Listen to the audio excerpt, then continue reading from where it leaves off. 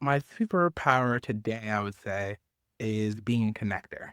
And so Mm, often when I'm talking to so many people, usually say, "Oh, Brian's network. Oh, Brian's a big networker, this and that." And I always tell them I'm not really a networking person because words matter. And usually with networking, it's I'm trying to build something with somebody to get ahead or to get some new skill set.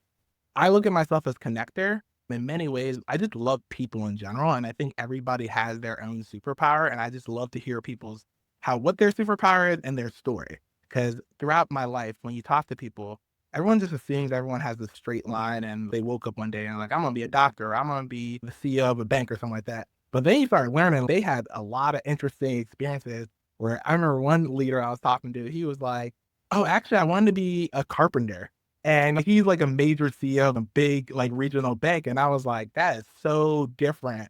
But he's these are the things I learned from doing carpentry that I've applied today. So I think my superpower is connecting people, and I think when I'm mhm. most happy is when I can connect 2 amazingly dope people together that I heard their story and what they're trying to accomplish and the problem they're trying to solve, and I know this other person's trying to do that, and then connecting them and then just watching the beauty of that relationship happen. I would say definitely a connector for ideas. And I lean a lot into this idea of how do we build community intelligence? Because we all, especially when we talk about health equity, can't be done in isolation. It's not like I'm going to solve anything, but it's us as a collective that have to do that. And so, how do you create bigger value with it, making people have those connections and finding each other? My grandmother was really big about community intelligence, and so that's where I think that superpower was starting to get cultivated. Kindness was a really big thing for her.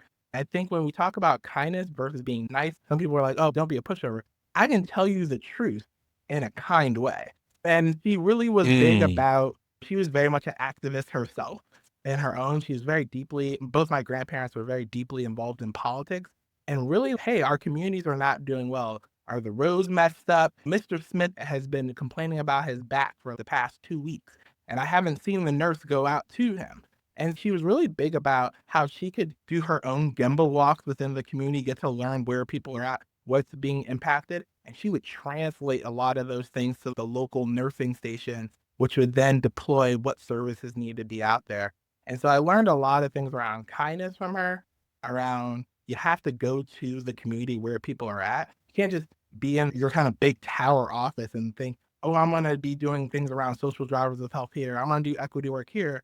Unless you're in relationship with people closest to the problem, because often they have the mm. actual knowledge of how to fix the problem.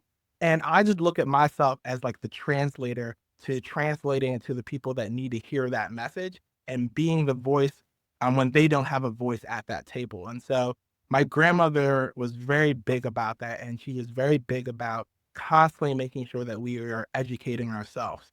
She would often say, "The passport through life is through education." And she's like, "It's not just about the formal education of your degrees and your pedigree." She never had any of those fancy degrees, but what she was good at was educating herself on the community, educating herself with the people that matter to her.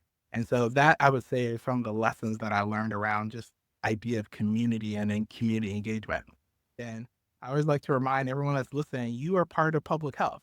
You just may not know it yet. You don't have to have an MPH. You don't have to have a DRPH. You don't have to have a PhD. We all have a social responsibility to make the world a better place with whatever skill sets, whatever industry that we're in. And that's how I always say we have to build the tent of public health and making everyone realize that they're part of that journey.